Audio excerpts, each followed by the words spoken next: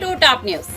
TDP అధినేత చంద్రబాబు, జనసేనాని పవన్ కళ్యాణ్ బుధవారం కృష్ణా జిల్లా ఉమ్మడి ప్రచారంలో నిర్వహించనున్నారు. ఈ క్రమంలో వారు ఎన్డీఏ కూటమి అభ్యర్థుల తరపున మచిలీపట్నం, పెడన నియోజకవర్గాల్లో ఎన్నికల ప్రచార సభలో పాల్గొననున్నారు. మధ్యాహ్నం 3 గంటలకు పెడనలో ప్రజాగళం సభ జరగనుంది. స్థానిక బస్టాండ్ సెంటర్లో ఈ సభ నిర్వహించనున్నారు. అనంతరం రాత్రి 7 గంటలకు మచిలీపట్నం కోనేరు సెంటర్లో వారాహి విజయబేరి సభ జరగనుంది. ఈ మేరకు షెడ్యూల్ విడుదలైంది. ప్రతి ఇల్లు నిన్నే నిన్నే పిలిచింది, ప్రతి గడప నీకే స్వాగతం అంటోంది,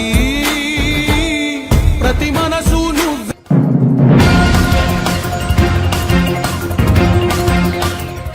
రెండు రోజుల కిందట నారాయణపేట సభలో ముఖ్యమంత్రి భయం, ఆ వణుకు చూస్తే ఈ గవర్నమెంట్ ఏడాది కూడా ఉండేటట్లు లేదని అనిపిస్తోందని బీఆర్ఎస్ అధినేత కేసీఆర్ పేర్కొన్నారు.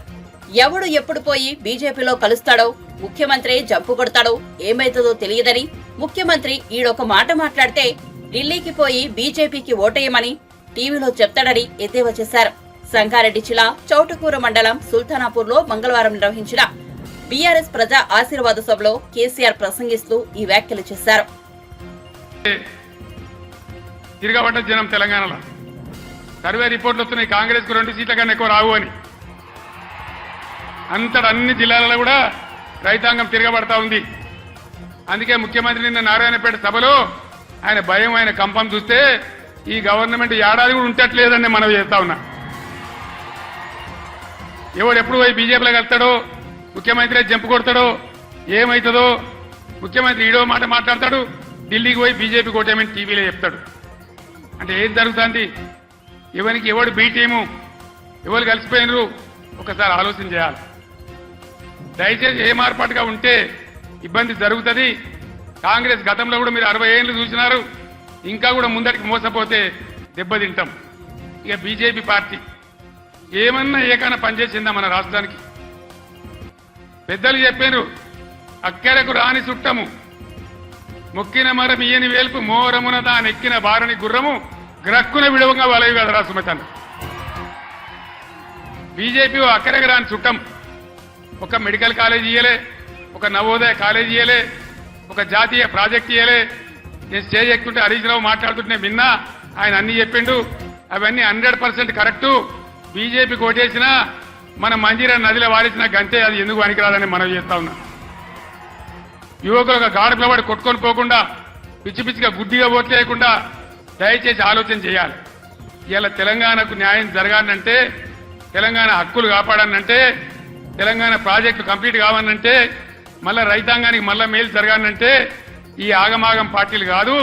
తెలంగాణ హక్కుల కోసం పేగులు దిగదా కొట్టాడే ఒకటే ఒక పార్టీ బీఆర్ఎస్ పార్టీ, గులాబీ జెండా. ఆ జెండా ఉన్న కారు గుర్తుని ఆదరించాలి. దయచేసి మీ అందరినీ నేను మళ్ళొక్కసారి కోరుతా ఉన్నా. ఇటు వెంకట్రామరెడ్డి గారు, మీరు కూర్చోండి అమ్మా, క్యాండిడేట్ ఇంప్రూవ్ చేద్దాం. మీరు కూర్చోండి అమ్మా, మీరు కూర్చోండి బ్రదర్. వెంకట్రామరెడ్డి గారు ఒక ఐఏఎస్ అధికారి, ఈ జిల్లాకు సేవ చేసిన వాడు. ఆయనకు డబ్బులు అవసరం లేదు, సేవ చేద్దామని వచ్చినాడు. దయచేసి మెదక్ అభ్యర్థిగా వెంకట్రామరెడ్డి గారి కారు గుర్తు కొట్టేసి గెలిపించండి. అనిల్ కుమార్ 2000 నుంచి బ్రహ్మాండంగా తెలంగాణ ఉద్యమం నుండి పోరాటం చేసిన బిడ్డ, బలహీన వర్గాలకు చెందిన బిడ్డ. ఆయన ఇలా జైరాబాద్ పార్లమెంట్ నుంచి నిలబడ్డాడు. దయచేసి అనిల్ కుమార్ గారిని జైరాబాద్ పార్లమెంట్ నుంచి గెలిపించమని మిమ్మల్ని కోరుతూ, ఆగమాగమైతే అడిబడివైపోతాం. ఆనాడు నేను చెప్పిన తెలంగాణ తెస్తాను మీ బిడ్డగా. నేను మళ్ళా చెప్తా ఉన్నా, మీ ఆశీర్వచనంతోని గ్యారంటీగా ఈ రాష్ట్రంలో మళ్ళా బీఆర్ఎస్ గవర్నమెంట్ తెస్తా, మా రైతాంగాన్ని అంతా, అన్ని వర్గాల ప్రజలనంతా కాపాడతా, మా దళిత బిడ్డలకు మళ్ళా దళిత బంధు కూడా ఇచ్చి తీరుతా, మీ ఆశీర్వాదంతో ముందుకు సాగుతానికి మనవి చేస్తూ, ఇంత పెద్ద సంఖ్యలో ఏ సిటీ పక్కకు లేకపోయినా, ఏ టౌన్ పక్కకు లేకపోయినా, ఇంత పెద్ద ఎత్తులో ఈ సభకు తరలి వచ్చినటువంటి మీ అందరికీ కూడా పేరు పేరున ప్రతి ఒక్కరికి ధన్యవాదాలు తెలియజేస్తూ నేను సెలవు తీసుకుంటా ఉన్నా. జై తెలంగాణ, గట్టిగా చెప్పాలి, జై తెలంగాణ. కారు గుర్తుకే, కారు గుర్తుకే, జై తెలంగాణ. ధన్యవాదాలు.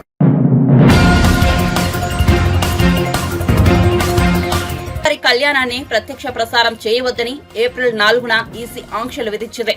లోక్సభ ఎన్నికల నేపథ్యంలో ఈసీ ఈ ఆంక్షలు విధించింది.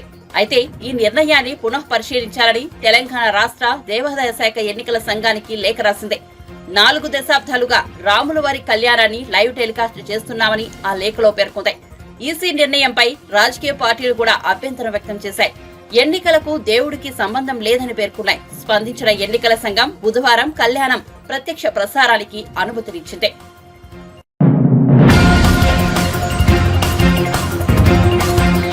రేవంత్ రెడ్డి ప్రభుత్వం ఏడాది కూడా ఉండేటట్టు లేదన్న బీఆర్ఎస్ అధినేత కేసీఆర్ కు ఉప ముఖ్యమంత్రి మల్లుబట్టి విక్రమార్క గట్టి కౌంటర్ ఇచ్చారు. ఈ సందర్భంగా కాంగ్రెస్ ప్రభుత్వం ఉండదన్న బీఆర్ఎస్ నేతల వ్యాఖ్యలపై స్పందిస్తూ తమ ప్రభుత్వాన్ని ఎవరూ కూల్చలేరన్నారు. బీఆర్ఎస్ అంతరించిపోతున్న పార్టీ అని, ఉనికి కోసమే ఆ పార్టీ ప్రజా ఆశీర్వాద సభలు పెడుతోందన్నారు. లోక్సభ ఎన్నికల్లో కాంగ్రెస్ అత్యధిక స్థానాల్లో విజయం సాధిస్తుందని ధీమా వ్యక్తం చేశారు.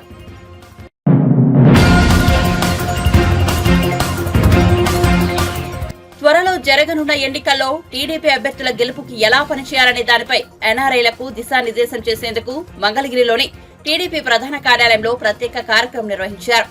బూత్ లెవెల్లో పనిచేసేందుకు రిజిస్టర్ చేయించుకున్న 1500 మంది టీడీపీ ఎన్ఆర్ఐలు చంద్రబాబును సీఎం చేయడమే లక్ష్యంగా పనిచేస్తామని ప్రతిజ్ఞ చేశారు.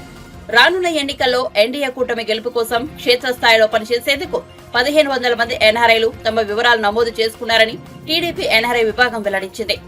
కూడా ఎన్ఆర్ఐ టీడీపీ విభాగంలో సోషల్ మీడియా అండ్ మీడియా ఇన్ఛార్జిగా ఉన్నారు అమెరికాలో.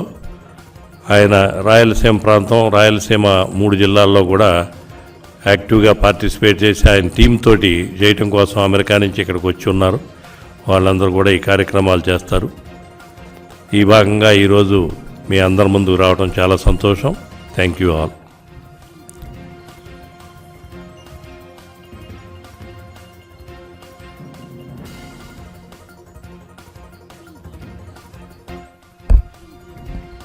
థ్యాంక్ యూ జయరామ్ గారు అండ్ సతీష్ గారు. సో ఈరోజు జయరామ్ గారు చెప్పినట్టు రాష్ట్రంలో జరుగుతున్న ఈ అరాచక పాలనని ఎట్లయినా అంతమొందించాలా, రాష్ట్రంలో మళ్ళీ చంద్రబాబు నాయుడు గారితోనే అభివృద్ధి సాధ్యం, సంక్షేమం సాధ్యం, రాష్ట్రం అభివృద్ధి పథంలో పోవాలంటే ఖచ్చితంగా చంద్రబాబు నాయుడు గారు సీఎం అవ్వాలన్న ఆలోచనతోనే దృఢ సంకల్పంతో ఈరోజు రాయలసీమ ప్రాంతంలో ప్రచారం చేయడానికి నా వంతు సహాయంగా నేను ఈరోజు ఎన్ఆర్ఐ టీడీపీ అధికార ప్రతినిధిగా ఉన్నాను. నేను పార్టీకి సపోర్ట్ చేయాలి, పార్టీ కోసం పనిచేయాలన్న కృత నిశ్చయంతో ఈరోజు విజన్ ఫర్ విక్టరీ అనే క్యాంపెయిన్తో మీ ముందుకు వస్తున్నా. ఈ vision for victory campaign main ఉద్దేశం ఏంటంటే ఈరోజు రాయలసీమ ప్రాంతంలో వెనుకబడిన ప్రాంతం, ఈరోజు మాకి రిసోర్సెస్ లేవు. ఈరోజు చూస్తే కనుక అరాచక పాలన సాగుతోంది. జగన్మోహన్ రెడ్డి గారు ఈరోజు 5 సంవత్సరాల పరిపాలనలో రాయలసీమకు రావాల్సిన ఎటువంటి కంపెనీలు కానీ, లేకపోతే అభివృద్ధి కానీ, లేకపోతే రాష్ట్రంలో ఏది జరగలేదు. కాబట్టి ఈరోజు మా ప్రాంతం అభివృద్ధి చెందాలంటే మళ్ళీ చంద్రబాబు నాయుడు గారు సీఎం అవ్వాలన్న ఉద్దేశంతో మా ప్రాంతంలో నిలబడుతున్న ఈ ఎమ్మెల్యే క్యాండిడేట్స్ అవ్వచ్చు, ఎంపీ క్యాండిడేట్స్ని సోషల్ మీడియా ప్రజెన్స్ క్రియేట్ చేసి వాళ్ళని మా ఎన్ఆర్ఐ టీడీపీ తరఫున వాళ్ళకి సపోర్ట్ చేసి వాళ్ళకి కావాల్సిన అన్ని ఫెసిలిటీసు, లేకపోతే వాళ్ళకి కావాల్సిన ప్రచారానికి కావాల్సిన అన్నీ కూడా సపోర్ట్ చేయడానికి ముఖ్య ఉద్దేశంతో ఈ విజన్ ఫర్ విక్టరీ అనే క్యాంపెయిన్ ప్రోగ్రామ్ స్టార్ట్ చేస్తున్నాం. సో దానిలో భాగంగానే ఈరోజు ప్రతిరోజు ఒక కాన్స్టిట్యున్సీ సెలెక్ట్ చేసుకొని ఆ కాన్స్టిట్యున్సీలో జరుగుతున్న గ్రౌండ్ రియాలిటీ మీద ఎంక్వైరీ చేసుకొని ప్రజలతో మాట్లాడి ప్రజల ఆ క్యాండిడేట్ గురించి ఏమనుకుంటున్నారు, ఆ ప్రజల్లో ఉన్న కష్టాలు అవ్వచ్చు, లేదా ప్రజలు పడుతున్న బాధల్ని, లేకపోతే ప్రజల ఉద్దేశాలని మా కాన్స్టిట్యున్సీ ఇన్ఛార్జ్ మా ఎమ్మెల్యే క్యాండిడేట్ తీసుకెళ్ళి ఎమ్మెల్యే క్యాండిడేట్ ద్వారా వాళ్ళకి ఎలా మేము సహాయం చేయగలుగుతున్నాం, రాబోయే రోజుల్లో మా ప్రభుత్వం వస్తే మేము వాళ్ళకి ఎటువంటి చేదోడు ఉంటాం, మేము రాబోయే రోజుల్లో వాళ్ళకి ఎలా ఆ ప్రాంతాన్ని అభివృద్ధి దిశగా తీసుకెళ్తాం అనే దాని మీద ఖచ్చితంగా పార్టీ ఎమ్మెల్యే క్యాండిడేట్ ద్వారా కానీ ఎంపీ క్యాండిడేట్ ద్వారా దిశానిర్దేశం అనౌన్స్ చేసి ఎవ్రీడే ఈవినింగ్ మేము ఒక వీడియో రిలీజ్ చేస్తాం. ఆ వీడియో ద్వారా ఏంటంటే ఆ ప్రాంతంలో ఉన్న ప్రజలందరికీ కూడా నమ్మకం క్రియేట్ అయ్యే ఛాన్సెస్ ఉన్నాయి. కాబట్టి ఆ ఉద్దేశంతో ఈ క్యాంపెయిన్ స్టార్ట్ చేస్తున్నాం. ఈ క్యాంపెయిన్లో ఇంకొక ముఖ్య ఉద్దేశం ఏంటంటే ఈరోజు ఎన్ఆర్ఐ టీడీపీ నుంచి కొన్ని వేల మంది సపోర్ట్ చేస్తున్నారు పార్టీ కోసం. వాళ్ళందరూ కూడా పార్టీలో ఉన్న కార్యకర్తలు, అలాగే పార్టీ కోసం ఖచ్చితంగా పనిచేస్తున్న వాళ్ళకి వారధిలాగా ఈరోజు ఈ క్యాంపెయిన్ ప్రోగ్రామ్ స్టార్ట్ అవుతుంది. ఈ క్యాంపెయిన్ ప్రోగ్రాము ఇటు ఎన్ఆర్ఐ టీడీపీకి అలాగే ఇక్కడ ఉన్న మా ఎమ్మెల్యే క్యాండిడేట్స్కి అందరికీ కూడా వారధిలాగా పనిచేసి వాళ్ళతో ఇంటరాక్టివ్ సెషన్స్ కూడా కండక్ట్ చేసి ఎవ్రీడే కానీ లేకపోతే వీక్లీ వన్స్ కానీ రాయలసీమ ప్రాంతంలో ఉన్న అందరికీ కూడా అందుబాటులోకి వచ్చేట్టుగా ఛాన్స్ ఉంది. సో దాని ముఖ్య ఉద్దేశం.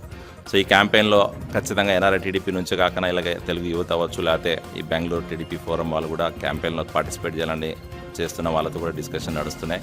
సో అందరం కలిసి రాయలసీమ ప్రాంతంలో ఈ అధికార పార్టీ చేస్తున్న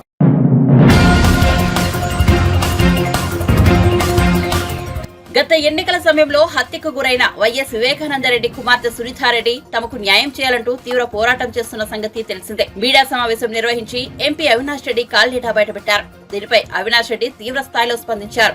తనపై సునీత కుట్రపూరితంగా ఆరోపణలు చేస్తోందని మండిపడ్డారు. ఎన్నికల సమయంలో రాజకీయంగా బురద చెల్లాలని చూస్తున్నారని అన్నారు. వివేకాను హత్య చేసినట్లు దస్తగిరి ఇప్పటికే ఒప్పుకున్నా దస్తగిరి అప్రూవర్ గా మారేందుకు సునీత ఒప్పందం చేసుకుందని ఆరోపించారు. ఈ కేసులో దస్తగిరిని సాక్షిగా మార్చి తమను ఇరికించాలన్నది సునీత కుట్ర అని పేర్కొన్నారు. దస్తగిరి బెయిల్ కు సునీత అభ్యంతరం చెప్పకపోవడాన్ని అందరూ గమనించాలని కోరారు. మంచి శిష్యుడివి, నువ్వు మా నాన్న ఈ రకంగా చనిపోయినాడు, నువ్వు సిబిఐ దగ్గర వాంగ్మూలం ఇవ్వాలన్నా అన్నారు. లేదమ్మా, నేను ఉన్నట్టు చెప్పమంటే ఎక్కడైనా చెప్తామ్మా, మేము చెప్పినట్టు చెప్పాలా ఆయన మీద ప్రభావం ఏంది అంటే అవినాష్ నీకు గుండెపోటు అని చెప్పినాడని చెప్పాలన్నా నువ్వు అని. ఎందుకు ఇంత తాపత్రయం అవినాష్ మీద ఈ కేసు గుండెపోటుని తోయడానికి? మీకు కావచ్చు, చంద్రబాబు నాయుడు గారికి కావచ్చు, ఏమంత తాపత్రయము? నేను అడుగుతున్నా ఒకటి సింపుల్గా,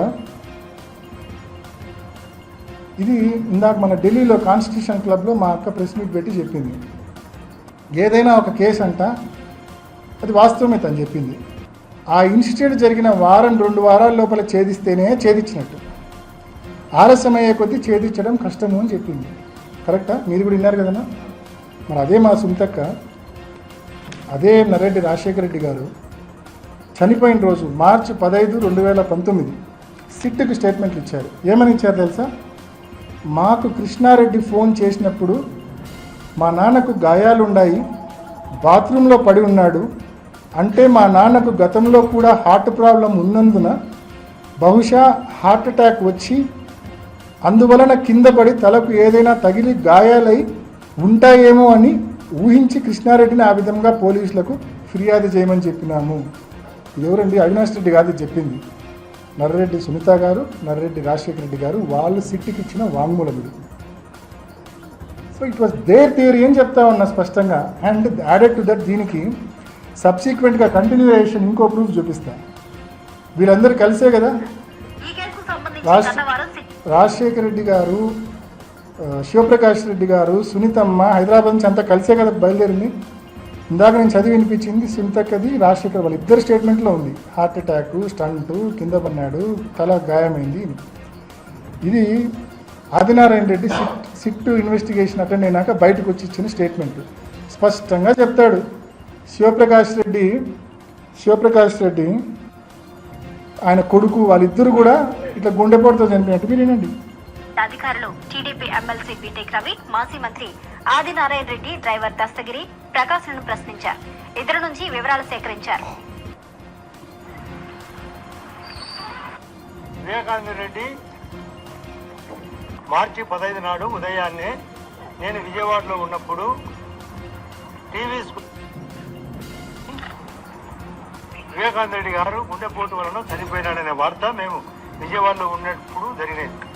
ఆ రోజు నేను నాతో పాటు శేఖర్ రెడ్డిని, మా కజిన్ ఒక ఆయన కాంట్రాక్టరు, శివప్రకాష్ రెడ్డి వివేకానంద రెడ్డి గారి యొక్క సొంత బావమరిది హోంలో దొరికినప్పుడు నేను చెప్పిన మాట సారీ చెప్పినా. బాధాకరంగా ఎందుకు నా ఇట్లా జరిగిందంటే ఆయన ఎక్కువ సిగరెట్ తాగేవాడని, స్టంట్ వేసినారని, వామిటింగ్ వల్ల జరిగిందనే విషయం చెప్పిన తర్వాత వాళ్ళ కొడుకు కూడా నాతో మాట్లాడితే అదే విషయం చెప్పినాడు. ఈరోజు అన్ని విషయాలు ప్రస్తావనకు వచ్చినాయి. మీకు పరమేశ్వర రెడ్డి తెలుసా, రవీంద్రనాథ్ రెడ్డి బీటెక్ ఎలా పరిచయము, ఇంకా ఎలా జరిగిండొచ్చని వివిధ ప్రశ్నలు.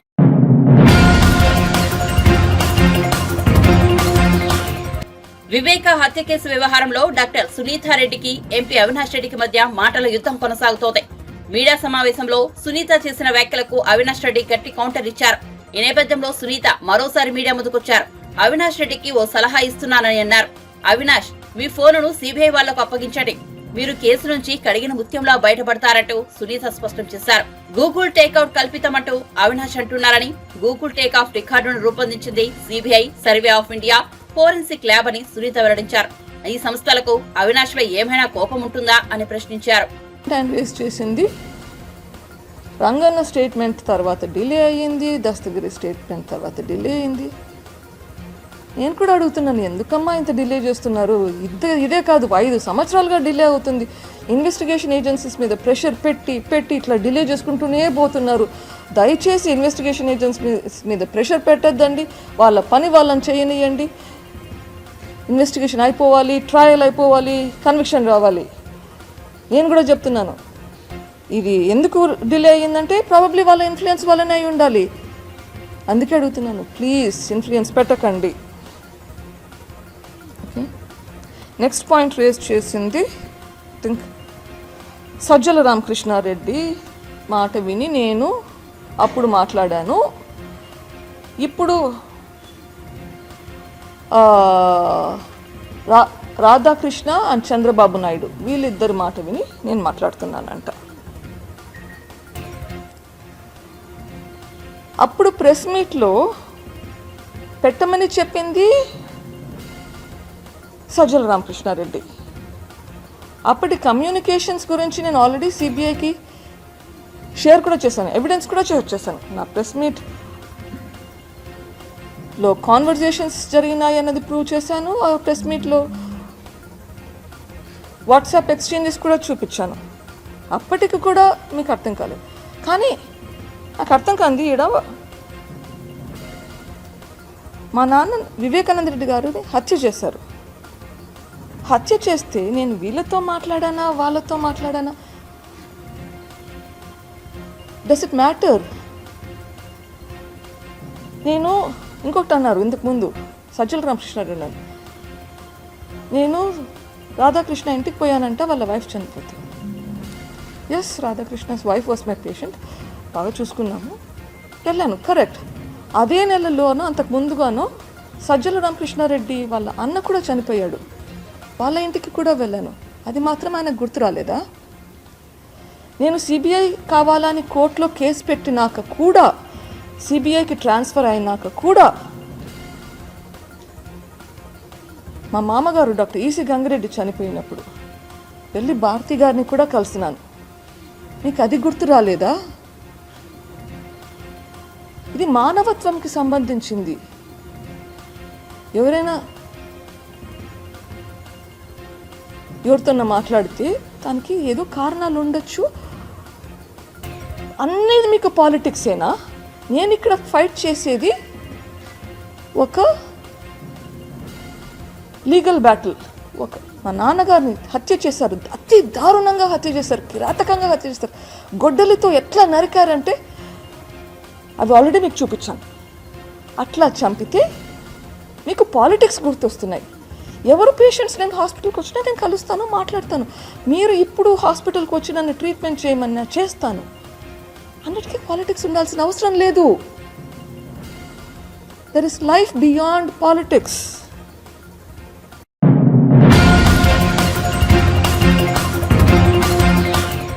టీడీపీ పొలిట్ బ్యూరో సభ్యుడు హిందూపురం ఎమ్మెల్యే నందమూరి బాలకృష్ణ స్వర్ణాంధ్ర సాకార యాత్ర రాయలసీమలో కొనసాగుతోంది.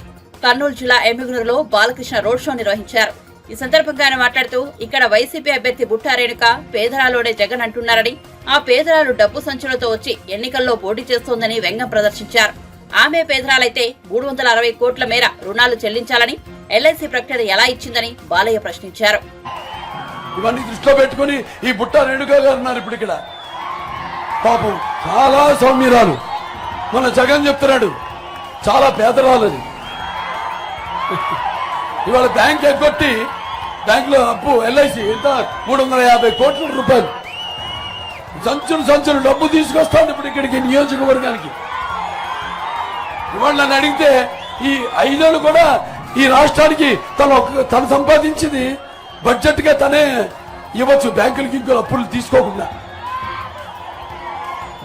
అటువంటి ఆవిడ ఇక్కడికి వచ్చి ఆయన అంటాడు సౌమ్యురాలు, సామాన్యురాలు, పేదరాలని. ఇంకా మిమ్మల్ని నిరుపేదలు చేయడమే వాళ్ళ లక్ష్యం.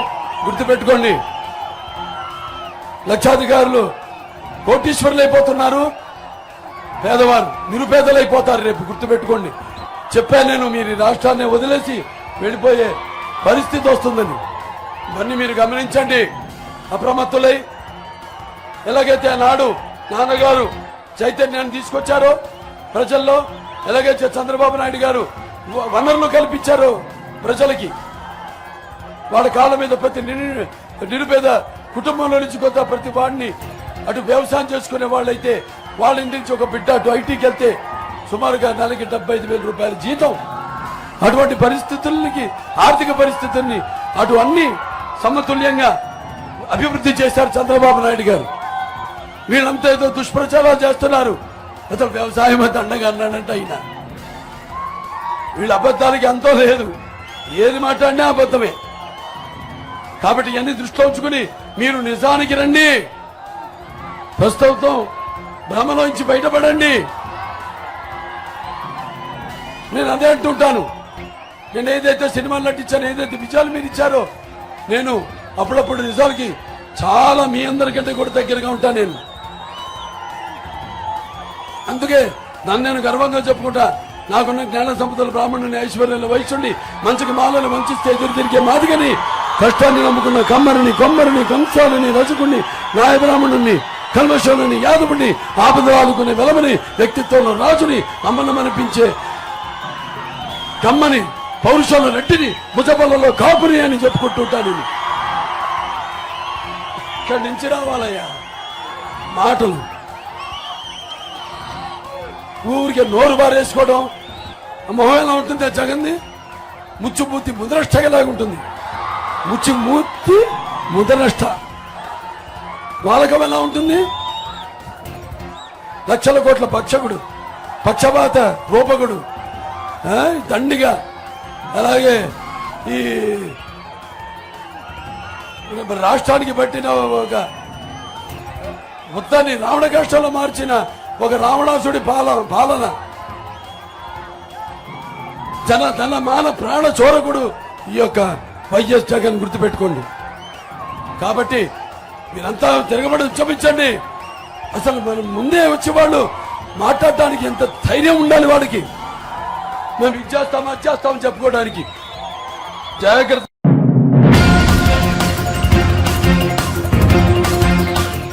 ఆంధ్రప్రదేశ్ లో సంచలనం సృష్టించిన దళిత యువకుల శిరోముండనం కేసుకు సంబంధించి ఎట్టకేలకు తీర్పు విడుదలైంది.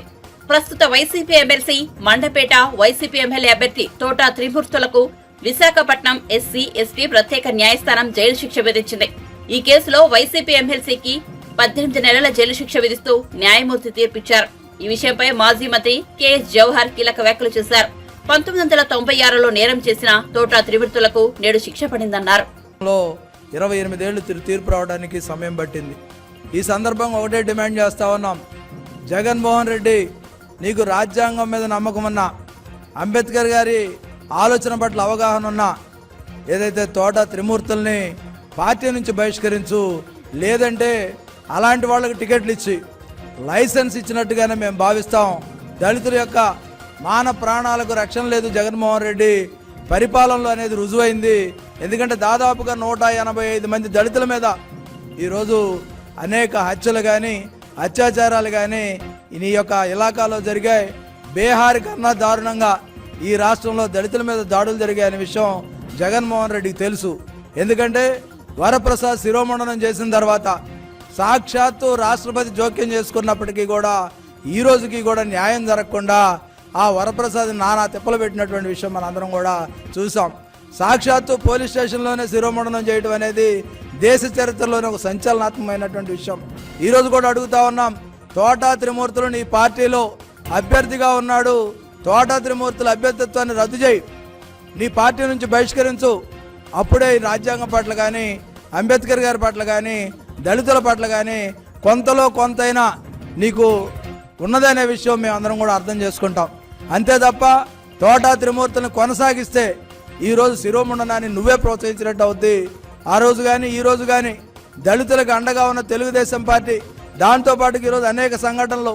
ఎందుకంటే మాస్క్ అడిగిన నేరానికి నర్సీపట్నంలో డాక్టర్ ఏదైతే సుధాకర్ని చేతులు విరిచికట్టి నడి రోడ్డు మీద బట్టలు లేకుండా పోలీసులు తిప్పితే అది ఆత్మహత్యగా చిత్రీకరించినటువంటి పరిస్థితి. ఈరోజు పోలీసుల మీద కూడా చర్యలు లేవు.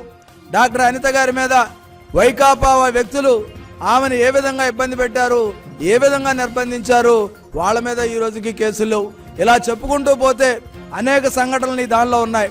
ఈరోజు మా డిమాండ్ ఒకటే, తోట త్రిమూర్తులే కాదు అనంతబాబుకు కూడా నువ్వు లైసెన్స్ ఇచ్చి పిల్లి అనంతబాబు ఏదైతే అనంతబాబు ఉన్నాడో అనంతబాబుని ఎమ్మెల్సీ డోర్ డెలివరీ చేసి వీధి సుబ్రహ్మణ్యాన్ని ఏ విధంగా హత్య చేసి డోర్ డెలివరీ చేశారంటే నీ రాజ్యంలో నీ పాలనలో దళితులు ఏ విధంగా బ్రతుకుతా ఉన్నారు, దళితుల ప్రాణాలకు ఏ విధంగా విలువ లేకుండా పోయింది అనేది మనందరం కూడా అర్థం చేసుకోవాలి. దళితులందరం ఒకటే కోరుతా ఉన్నా, శిరోముండనం చేసినటువంటి తోట త్రిమూర్తులు, అదేవిధంగా అనంతబాబు హత్య చేసినటువంటి సుబ్రహ్మణ్యం, వీళ్ళందరే కాకుండా వరప్రసాద్ శిరోమండలం, డాక్టర్ అనితారాణి, అదేవిధంగా డాక్టర్ ఎవరైతే అచ్చెన్న ఉన్నారో ఇలాంటి వాళ్ళ హత్యలన్నీ కూడా జగన్మోహన్ రెడ్డి ఈ ప్రభుత్వం చేసిన హత్యలుగానే భావించాలి. దళితుల పట్ల జగన్మోహన్ రెడ్డి వైఖరి మొదటి నుంచి ఈ విధంగానే ఉంది. ఎందుకంటే పులివెందుల్లో దళిత మహిళ నాగమ్మని హత్య చేస్తే హత్యను ఖండించడానికి అత్యాచారం హత్య చేసినటువంటి పరిస్థితుల్లో ఆ రోజు మహిళా సంఘం నేతగా ఉన్నటువంటి అనిత గారు కానీ ఎంఎస్ రాజు గారు కానీ వెళితే వాళ్ళ మీద అట్రాసిటీ కేసులు పెట్టినటువంటి పరిస్థితి నీ రాజ్యంలో ఉంది, నీ పాలనలో ఉంది. ఒకటే అడుగుతున్నాం, నీకు ఎట్టి పరిస్థితుల్లో నమ్మకం లేదు. ఎందుకంటే అంబేద్కర్ గారి మీద కానీ ఆయన రచించిన రాజ్యాంగం మీద కానీ నీకు గౌరవం లేదనేది అనేక సంఘటనలు చెప్తా ఉన్నాయి. ఈరోజు ఒకటే అడుగుతా ఉన్నాం, విదేశీ విద్యకు అంబేద్కర్ గారు పేరు పెడితే అది తీసేసి జగన్ విదేశీ విద్య అనేది అని పెట్టి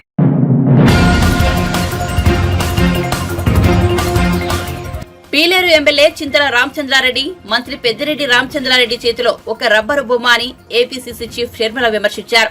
పెద్దిరెడ్డి మిథున్ రెడ్డిల కనుసన్నల్లో పీలేరు ఎమ్మెల్యే పనిచేస్తారని చెప్పారు. పెద్దిరెడ్డి అంతులేని అవినీతికి పాల్పడ్డారని ఆరోపించారు. ప్రజలకు ఇచ్చిన ఒక్క హామీనైనా వైసీపీ ప్రభుత్వం నెరవేర్చిందా అని ప్రశ్నించారు. నవ్యాంధ్రను 10 ఏళ్ల పాటు పాలించిన చంద్రబాబు, జగన్లు రాష్ట్ర ప్రజలను మోసం చేశారని చెప్పారు. రాష్ట్ర ప్రయోజనాల కోసం ఎవరూ పోరాడలేదని విమర్శించారు. ఎందుకంటే ఇద్దరికి బీజేపీ పార్టీ కావాలట. ఇక్కడ ఒక ట్రయాంగిల్ లవ్ స్టోరీ నడుస్తుంది.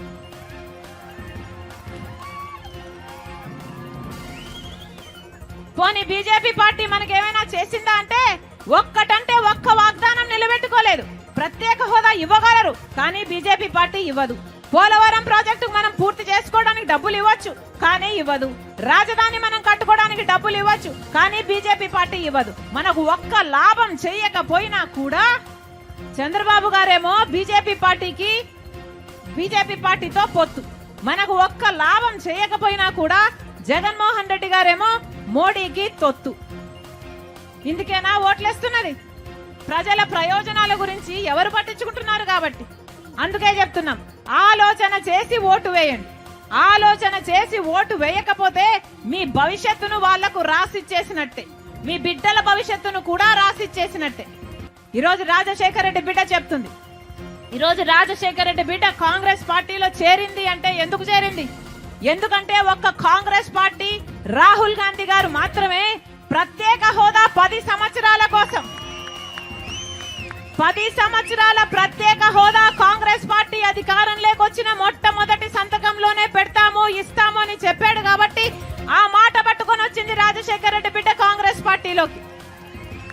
ఒక్క కాంగ్రెస్ పార్టీ మాత్రమే ఆంధ్ర రాష్ట్రానికి చెందాల్సిన అన్ని హక్కులు కల్పించగలదు. కాబట్టి బీజేపీని 10 సంవత్సరాలుగా చూసాం, ఒక్కటి కూడా మనకు మేలు చేయకపోగా ఒకవైపు చంద్రబాబు గారు, ఒకవైపు వైసీపీ మొత్తం వాళ్ళకే బానిసలయ్యారు. ఇలాంటి పరిస్థితిలో ఒక కాంగ్రెస్ పార్టీ తప్పితే ప్రజల పక్షాన నిలబడే పార్టీ లేదు. కాబట్టి రాజశేఖర రెడ్డి బిడ్డ కాంగ్రెస్ పార్టీలో చేరింది. మీరు ఆశీర్వదించండి. రాజశేఖర రెడ్డి బిడ్డ మీకు మాటిస్తుంది, 10 సంవత్సరాల ప్రత్యేక హోదా రాజశేఖర రెడ్డి బిడ్డ తీసుకొస్తుంది ఆంధ్ర రాష్ట్రానికి. మీరు ఆశీర్వదించండి. కాంగ్రెస్ పార్టీ అధికారంలోకి వచ్చినాక ఒక ప్రత్యేక హోదా కాదు, పెద్ద పెద్ద పరిశ్రమలే కాదు, పోలవరం ప్రాజెక్ట్ అయినా, రాజధాని అయినా, కడప స్టీల్ ఫ్యాక్టరీ అయినా, ఇలా 1 కాదు 2 కాదు, ఆంధ్ర రాష్ట్రానికి చెందాల్సిన ప్రతి హక్కును రాజశేఖర రెడ్డి బిడ్డ తీసుకొస్తుంది. మీరు ఆశీర్వదించండి. ఎలాగైతే రాజశేఖర రెడ్డి గారు పరిపాలన చేశాడు, వ్యవసాయం పండుగగా చేశాడు, మట్క చెల్లెలుగా అన్నగా చూసుకున్నాడు, మళ్ళీ రాజశేఖర రెడ్డి బిడ్డ మాటిస్తుంది. మీరు ఆశీర్వదించండి. ఆ రాజశేఖర రెడ్డి గారి సంక్షేమ పాలన మీ గడపకు తీసుకొస్తుంది రాజశేఖర రెడ్డి బిడ్డ. కాంగ్రెస్ పార్టీ అధికారంలోకి వచ్చినాక రైతులకు 2 లక్షల వరకు రుణమాఫీ చేస్తుంది కాంగ్రెస్ పార్టీ. అక్క చెల్లెలకు మాటిస్తున్నాం. ఇల్లు గడవడం ఎంత కష్టమైపోయిందో కాంగ్రెస్ పార్టీ అర్థం చేసుకుంది. కాబట్టి మీ ఇల్లు గడవడానికి కుటుంబానికి ప్రతి నెల 8,333 రూపాయలు, అంటే సంవత్సరానికి 1,00,000 రూపాయలు ప్రతి పేదింటి కుటుంబానికి ఆ ఇంటి మహిళ, పెద్ద మహిళ చేతుల్లో పెడతామని చెప్తుంది కాంగ్రెస్ పార్టీ. సంవత్సరానికి 1,00,000 రూపాయలు అంటే 5 సంవత్సరాలకు 5 లక్షల రూపాయలు. మీరు ఆశీర్వదించండి.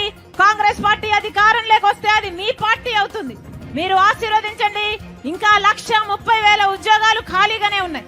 కాంగ్రెస్ పార్టీ అధికారంలోకి వచ్చినాక మొట్టమొదటి సంతకం 2,25,000 ఉద్యోగాల భర్తీ మీదనే పెడుతుంది